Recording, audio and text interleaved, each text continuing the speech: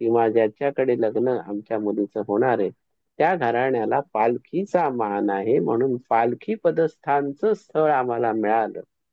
अशा पद्धतीचं बोलणं किंवा अशा पद्धतीचं सांगणं त्या काळी फार प्रचलित होतं. आणि सगळ्यांनाच पालखी पदस्थानचं स्थळ मिळत होतं अशातला भाग नाही. जी बडी झेंड त्या काळी होती, म्हणजे सत्तेनी, पैशांनी किंवा आणखीन कुठल्या गोष्टींनी त्यांचा सहज संबंध अशा घराण्यांशी जुळत असते, ते पालखी पदस्थानचं स्थळ. मग आता इथे देवरावांना त्यांच्या कर्तृत्वाने हे पालखीचं मान मिळाला आणि मग ते त्या पद्धतीने खरोखरीच पालखीत बसून आपल्या घरी परत आले, की जिथून त्यांना त्या अपमानाने ते बाहेर पडलेले होते. ते त्यांच्या आयुष्यामध्ये घडलं की. आणि मग त्यांनी काय केलं, की ह्या काव्यरचनेद्वारे आणि प्रवचनांच्या द्वारे अनेक लोकांना भक्ती मार्गाकडे वळवलं. अनेकांच्या आयुष्यामध्ये ही शतकानंतर आज पाहिली तशी ती पहाट त्यांनी रंगवून दिली. अनेकांना ह्या मार्गावरती आणून सोडलं. जगदुद्धाराचं कार्य हे अशा पद्धतीने त्यांचं चालू होतं. आणि मग त्यांनी नाथ संप्रदायाचे किंवा आपल्या ज्या परंपरा होती गोविंदनाथांची, एकनाथ महाराजांपासून चालत आलेली, त्या संप्रदायाला अनुसरून त्यांनी ग्वाल्हेर, बऱ्हाणपूर, एलिचपूर अशा ठिकाणी मठांची स्थापना देवरावांनी किंवा देवनाथांनी केली. या सर्व मठांपैकी मुख्य मठ हा सुरजी अंजन गावामध्ये आजही आहे. देवनाथांच्या कवित्वाला तोड नाही हे तर सगळीकडे मान्य झालंच होतं, कारण त्यांच्या प्रतिभा संपन्न काव्यशैलीचा जो एक प्रकार होता, तो फार त्यावेळेला लोकांनी डोक्यावर घेतला होता. त्यामुळे त्यांचा जो मान मरातो, विद्वत्तेचा मान मरातो, हा दिवसेंदिवस वाढायला लागला. आता त्याच्यामध्ये झालं असं, की त्या काळी कवी अनंत फंदी नावाचा एक कवी होता, ज्यांना पेशव्यांचा राजाश्रय होता. पेशव्यांचे ते राजकवी म्हणून नियुक्त केलेले होते अनंत फंदी. त्या अनंत फंदींच्या सुद्धा अनेक रचना आजही उपलब्ध आहेत. ते जतन करून ठेवलेलं साहित्य आहे. या अनंत फंदी यांना अनंत फंदी असं नाव का पडलं, तर त्यांना कवित्वाचा वर देणारा एक अवलिया त्यांच्या आयुष्यात सापडलेला होता. तो मुसलमान होता. त्याचं नाव होतं फंदी फकीर. तर त्या फंदी फकीरांनी अनंत फंदी यांना ते कवित्वाचा जो वर दिलेला होता, त्यामुळे त्या फकीराचं ऋण कुठेतरी आपल्यावरती आहे या समजुतीने अनंत फंदी म्हणजे अनंत त्यांचं जे नाव होतं, त्याला त्यांनी फंदी फकीरामधला फंदी हा शब्द जोडला आणि स्वतःच नाव अनंत फंदी असं त्यांनी लावायला सुरुवात केली. मग तेच नाव रूढ झालं, की अरे हे अनंत फंदींचं काव्य आहे, हे कटाव आहेत, हे लावण्या आहेत, ह्या रचना आहेत त्यांच्या, ही लोकगीतं आहेत, ही सगळी समाज प्रबोधनाची गीतं आहेत. अशा पद्धतीने अनंत फंदींचं जे काव्य रचना किंवा जे साहित्य आज उपलब्ध आहे, जे जतन करून ठेवलेलं आहे, ते ह्या पद्धतीचं आहे. पण तरी सुद्धा अनंत फंदींचं विशेष नाव हे शाहिरी कवित्वाकडे आणि लावण्या ह्या रचनांच्याकडे त्यांचं कवित्व जास्ती करून प्रतिभेने झळकलं किंवा त्यांची ओळखच मुळी ह्या काव्यांसाठी, विशेषतः शाहिरी काव्यांसाठी जास्ती आहे. तर हे फंदी फकीरांनी अनंत फंदींना काय सांगितलं होतं, की जो तुला काव्यामध्ये हरवेल, तुझा पराभव करेल, तोच तुझा आध्यात्मिक सद्गुरू असेल, हे एवढं मात्र लक्षात ठेव. आता त्या काळी काव्य कुस्त्या चालत असत. म्हणजे आखाड्यातल्या पैलवानी कुस्त्या तर प्रसिद्ध होत्याच, पण काव्य कुस्ती म्हणजे काय, तर दोन कवी एकमेकांसमोर उभे राहायचे, अफाट जनसमुदाय जमायचा आणि त्याच्यामध्ये काव्यशास्त्राची चर्चा चालायची, कवित्वाची चढाओढ चालायची. काही वेळेला इतकी काही प्रतिभा होती की आयत्या वेळेला श्लोक रचून ते समोरच्याला सांगायचे. त्याच्यातनं प्रश्न विचारलेले असायचे, कूट प्रश्न असायचे, गूढ प्रश्न असायचे आणि समोरच्यानी त्याचं उत्तर द्यायचं. ह्या पद्धतीने ही काव्य कुस्ती चालत असे. याला काव्य कुस्ती असं नाव दिलेलं होतं, कारण तो एक प्रकारचा संघर्षच होता. मग ह्या चांगल्याच लोकप्रिय अशा काव्य कुस्त्या होत्या. लोकांना त्याच्यात रस फार होता, की अरे आता हा काय रचना करून सांगणार, आता तो काय रचना करून सांगणार, हा कसे काय याचे रचनेतले डावपेच उलटवून टाकणार, याची काव्य प्रतिभा कशी, त्याची काव्य प्रतिभा कशी, ह्या पद्धतीने हे सगळं ते चालत असत. तर एकदा पंढरपूरला चंद्रभागेच्या वाळवंटामध्ये देवनाथ महाराज आणि अनंत फंदी एकमेकासमोर उभे राहिले. कशासाठी? काव्य कुस्ती खेळण्यासाठी. आणि मग ही कुस्ती अर्थात ही काही शारीरिक कुस्ती नव्हती, ही प्रतिभेची कुस्ती होती. ती 3 दिवस अहोरात्र चाललेली होती. म्हणजे रात्री मशाली लावून ते कवित्वाची ती कुस्ती चालूच आहे. दिवसात दिनमणी तळपतोच आहे, तेही चालू आहे. अहोरात्र 3 दिवस. ना पाणी प्यायची शुद्ध आहे, ना अन्नाची शुद्ध आहे. शास्त्र चर्चा म्हणजे शास्त्र चर्चा, काव्य चर्चा म्हणजे काव्य चर्चा. ही काव्य कुस्ती चालू होती, कोणीच मागे हटेना. दोघही अतिशय तुल्यबळ पद्धतीने एकमेकांना भिडत होते, एकमेकांशी लढत होते. संघर्ष चालू होता. आणि मग एका समयी म्हणजे एका पॉइंटला असं अनंत फंदींना लक्षात आलं, की आपण कुठेतरी आतमध्ये डळमळायला लागलो. आणि मग त्या अवस्थेमध्येच त्यांनी जो त्यांना सवाल टाकला देवरावांना, तो अतिशय निर्वाणीचा सवाल होता काव्यामधला. ते सवाल जवाबामध्ये देवरावांनी तो सवाल जिंकला. आणि त्यावेळेला ते अनंत पंडितनी त्यांची शरणागती पत्करली, की मी हारलो, याच्या पुढे मी नाही काही कवित्व करू शकत. आणि त्यावेळेला त्यांच्या स्मृतीने त्यांना लख जाणीव करून दिली, की फंदी फकीर काय म्हणाले होते, जो तुला काव्यशास्त्रामध्ये जिंकेल तोच तुझा आध्यात्मिक सद्गुरू असेल. मग ती प्रज्ञा खाडकन तिथे जागृत झाली आणि अनंत फंदींनी देवनाथांच्या पायावरती डोकं ठेवलं. आणि अनंत फंदी सुद्धा सनाथ झाले, त्यांना सद्गुरू एका क्षणात सापडले. पण त्याच्यासाठी हे 3 दिवस अहोरात्र जे सत्र चालवलं होतं की नाही, ती परीक्षा तर द्यावीच लागली ना. शेवटी सद्गुरू असे सहज सापडत नाही.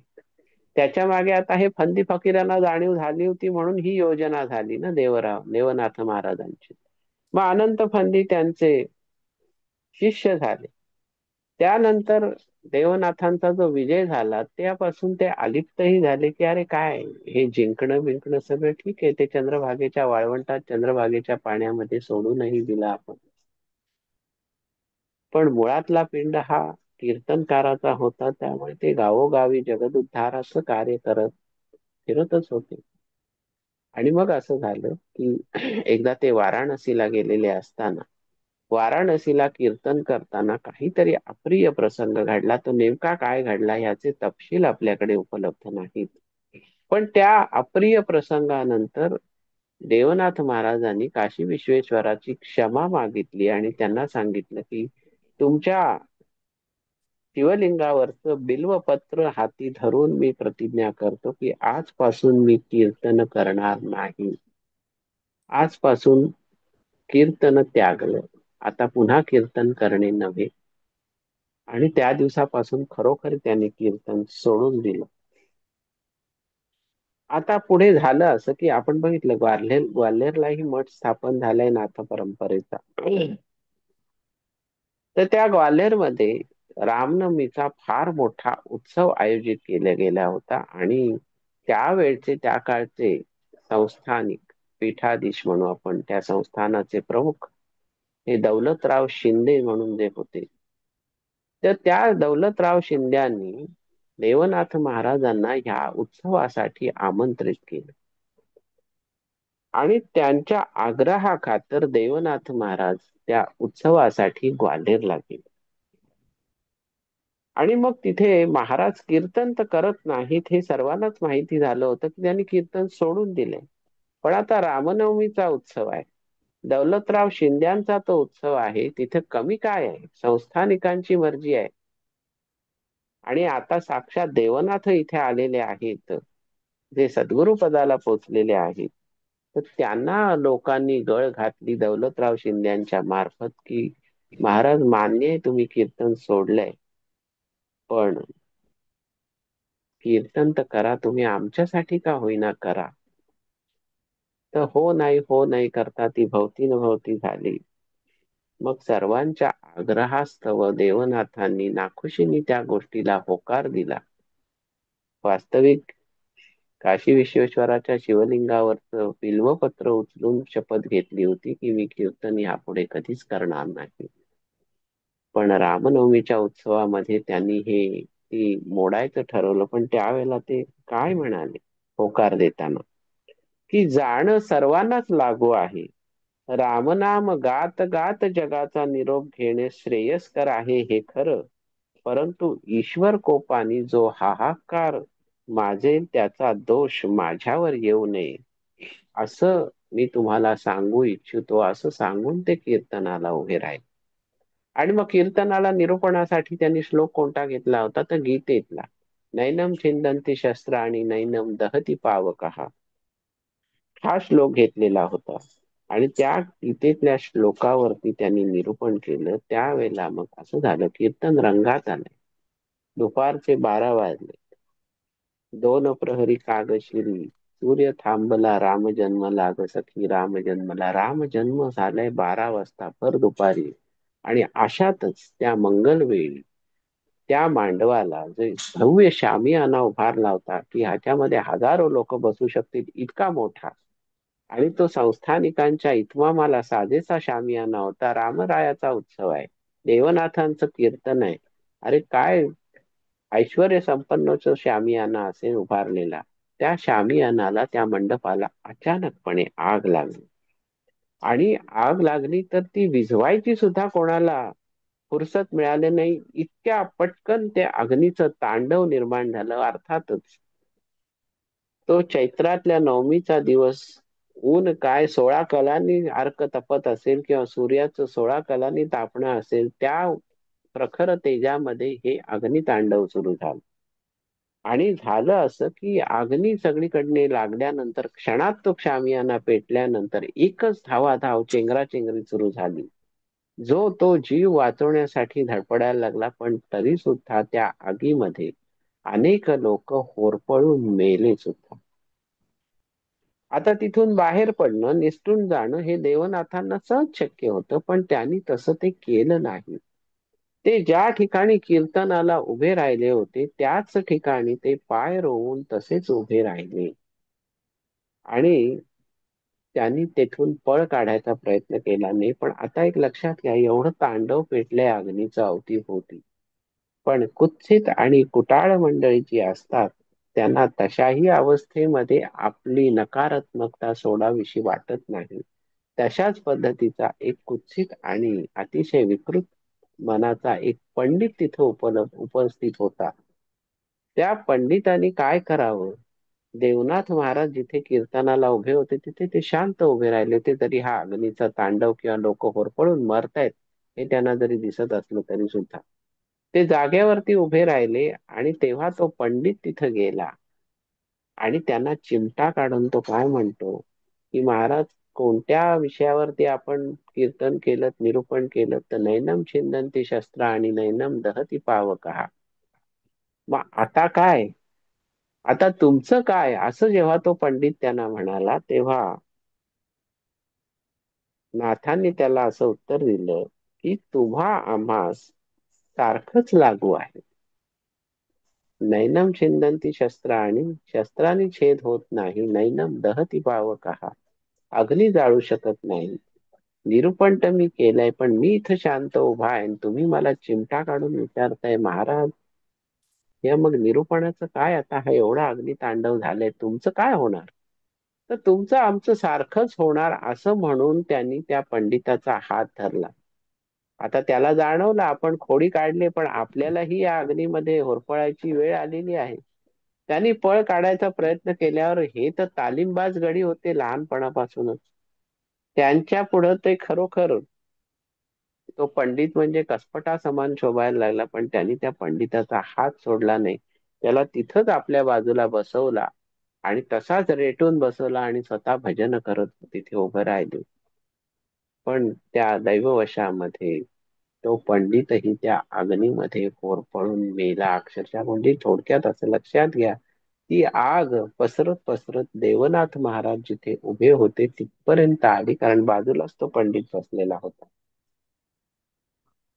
कारण नाथांचा निश्चय त्या पंडितांनी बघितला आणि तो काय म्हणला की स्वतः हे जळून खाक होतील पण त्याच्याबरोबर मलाही स्वाहा करतील. खरोखर तो पंडित स्वाहा झाला त्या अग्नीमध्ये. आणि मग घटना अशी घडली की संपूर्ण मंडप जळता जळता त्या अग्नी प्रकोपातच देवनाथ लुप्त झाले, अदृश्य झाले.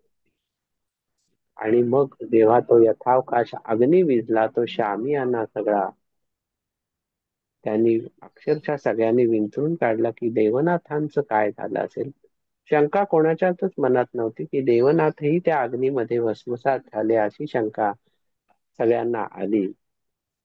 परंतु अग्नी विझवल्यानंतर देवनाथांचे कोणतेही अवशेष त्यांना त्या स्थानी सापडले नाही. ते ज्या जागेवरती कीर्तनाला उभे होते तिथे त्यांचे शिष्य म्हणजे देवनाथांचे शिष्य मल्हारनाथ यांना एक आसन, अतिशय सुरक्षित असं, त्याला कुठेही अग्नीची झळ लागली नाही असं एक आसन, दोन मूर्ती आणि एक ताम्रपत्र अशा वस्तू तिथे मिळाल्या. त्यापैकी आसन आणि मूर्ती आजही अंजनगाव सुरजी येथील मठामध्ये दर्शनार्थ आहेत. अशा प्रकारे त्या अग्नितांडवामध्ये इसवी सन 1821 साली देवनाथांनी आपलं अवतार कार्य संपवलं. 1754 ते 1821 हा कार्यकाळ ह्या अवतार कार्याचा आहे. आणि आपले चरित्र नायक गजानन महाराज त्यानंतर काही वर्षांनी शेगावामध्ये प्रगट झालेले आहेत. आधी ते कुठे काशी नगरीत असतील, अक्कलकोटला आले, नाशिकला देव मामलेदारांकडे, मग शेगावामध्ये.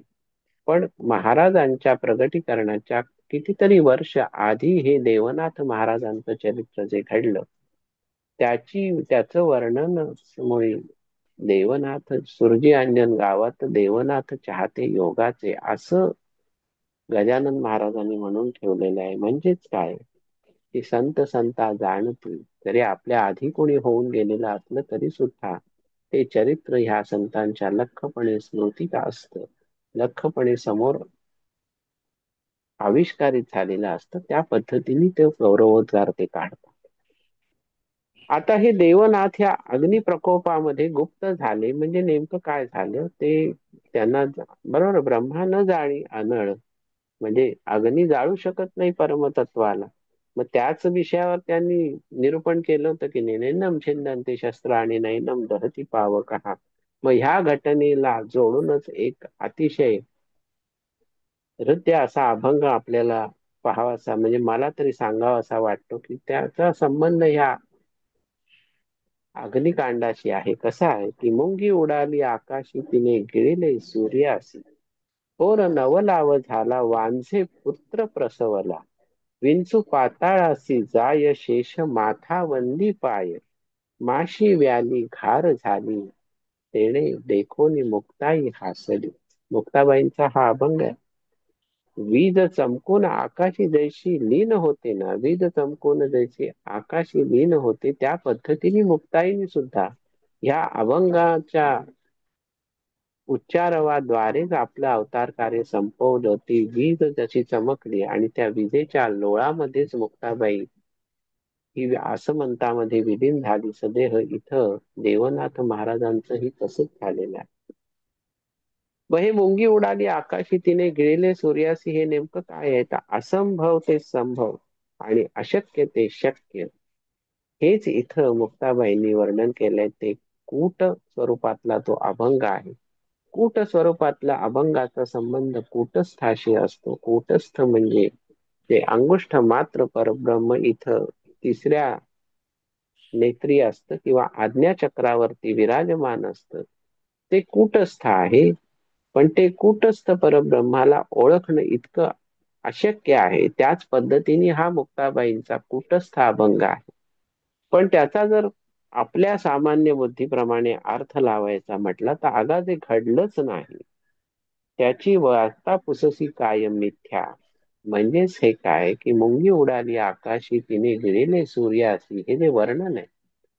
थोर नवलाव झाला वांझे पुत्र प्रसवला, विंचू पाताळासी जाय, आणि शेष माथा वंदी पाय, म्हणजे जो शेष महाविष्णूंच्या वरती छाया धरून आहे त्यांनी स्वतःच्या शेपटीलाच वंदन करण्यासारखं हे आहे, की स्वतःच्या शेपटीवरती डोकं ठेवण्यासारखं आहे. कारण शेष कधी झुकतच नाही, तो कायमच महाविष्णूंच्या वरती ती छाया धरून असतो. आणि मग शेष माथा वंदी पाय, माशी व्याली घार झाली. अरे साध्या माशीच्या पोटी घार जन्माला आली, आणि हे सगळं बघून मुक्ताई हासली, देखून मुक्ताई हासली. मग मुंगी म्हणजे जीवात्मा आणि सूर्य म्हणजे परमात्मा परब्रह्म, असं जर मानलं तर मुंगी उडाली आकाशी तिने गिळले सूर्यासी, म्हणजे काय? जीव हा परब्रह्मामध्ये मिसळून गेला, जीवात्मा आणि परमात्मा ह्यांचं एकत्रीकरण झालं, म्हणजे मुंगीने त्या सूर्यासी केलं. मुंगी त्याच स्वरूपाची झाली की नाही, परमात्म्याच्या स्वरूपाची. मग इथं गण गण गणात बोते म्हणतात ते काय? जीवात्मा म्हणजे नाही भिन्न, हे जाणावया कारण गणात हा शब्द असे, म्हणजे इथं हृदयामध्ये परमेश्वराला पहा, हे गण गण गणात बोते म्हणतात. तत्वज्ञान सगळीकडे एकच आहे. मुक्ताबाईंनी सांगितलं काय, देवनाथ महाराजांनी सांगितलं काय, दृष्टांत दिले काय, घटना घडवली काय, चमत्कार घडवले काय, आणि गजानन महाराजांनी गण गण गणात होते हा मंत्र जो जगताला दिलेला आहे, त्याचं सार तत्व विचारात घेतलं तरी सुद्धा ते काय, हे सगळं एकतत्व नाम भरून राहिलेलं आहे. मग मुंगीने जे गिळलं ते म्हणजे जीवात्म्याच्या जागी तेथे क्षितिज जे विस्तारलेलं आहे, ते जाणीवेचं क्षितिज विस्तारलेलं आहे. आणि ते जाणीव कसली आहे, तर आध्यात्मिक अत्युच्च कोटीची जाणीव आहे. अज्ञान पटलाचा नाश झालेला आहे आणि दृष्टी व्यापक आणि दिव्य झाली. म्हणजे काय, त्या दृष्टीला सर्व जी आजपर्यंत सर्वसामान्य दृष्टी होती, तिला जगतामधल्या अणुरेणूमध्ये प्रत्यक्ष परब्रह्म दिसायला लागलं, ती दिव्य दृष्टी. आणि मग एकदा का ह्या ज्ञानाचा बोध झाला, एकदा का ह्या सत्याचा बोध झाला, की सगळंच काही सोपं वाटतं. म्हणजेच मायेमुळे किंवा अज्ञानामुळे आजपर्यंत जे काही अवघड वाटत होतं की नाही, ते ज्ञान प्राप्त झाल्यानंतर जेव्हा सोपं वाटतं, मग आपल्यालाच हसू येतं की हे काय बाबा नवलाव घडलं. थोर नवलाव झाला वांचे पुत्र प्रसवला, म्हणजे अज्ञानातून ज्ञानाकडे निघालेला. मग ते देखोनी मुक्ताई हासली, तिने हे दृष्टांत दिलेत. पण अज्ञानातनं जेव्हा पूर्ण ज्ञान प्राप्त होतं त्या सद्गुरूंच्या कृपेने, त्या परमेश्वराच्या कृपेने, त्यावेळेला आपल्यालाच हसू येतं, अरे काय आपण आतापर्यंत काय होतो, आता काय झालेलो आहोत. हा कूट अभंग आहे मुक्ताबाईचा, जो कूटस्थाशी संबंधित आहे. आणि हे आज्ञाचक्र किंवा तिथला जो तिसरा थर्ड आय म्हणतो, तिसरा डोळा, हे ज्ञानाचं प्रसारण केंद्र असल्या कारणाने त्याच्यापर्यंत पोहोचणं, ही सगळी चक्र भेदत भेदत आज्ञाचक्रापर्यंत पोहोचणं, हेच तर मुळी अज्ञानातून ज्ञानाच्या मार्गावरती जाण्याचं एक फार मोठं लक्षण आहे. आणि त्या लक्षणाला अनुसरूनच मुक्ताबाईंनी हा अभंग त्यांच्या तोंडातून तो प्रसवला गेला, स्फुरला गेला. आणि त्या अभंगाच्या उच्चारवामध्येच मुक्ताबाई त्यांच्या परमधामाला निघून गेले. देवरावांचं असंच झालं.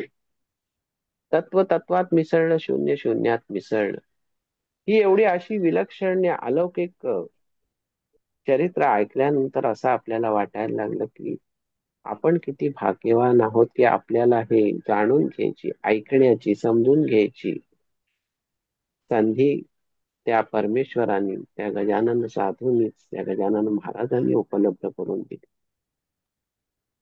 त्याबद्दल गुरुमाऊलीचे किती आभार मानायचे, ते मानले तितके थोडेच असतील. तर अशीच आणखीन काही संतांची चरित्रही आपण पाहणार आहोत. तत्पूर्वी उद्या आपण 15व्या अध्यायाच्या कथाभागाकडे वळणार आहोत. तोपर्यंत जय गजानन. जय